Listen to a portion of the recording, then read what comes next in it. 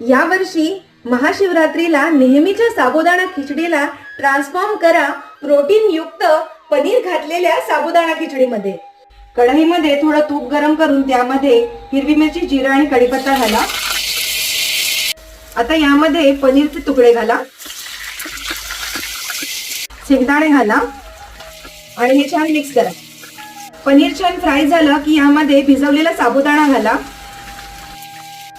दाण्याचं कूट, चवीप्रमाणे मीठ, थोडी पिठी साखर आणि थोडेसे मनुके हे सगळं घालून छान मिक्स करून घ्या।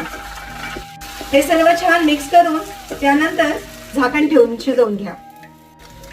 हे पहा, तयार झालेली आहे आपली महाशिवरात्रीसाठी स्पेशल प्रोटीन युक्त पनीर साबुदाणा खिचडी।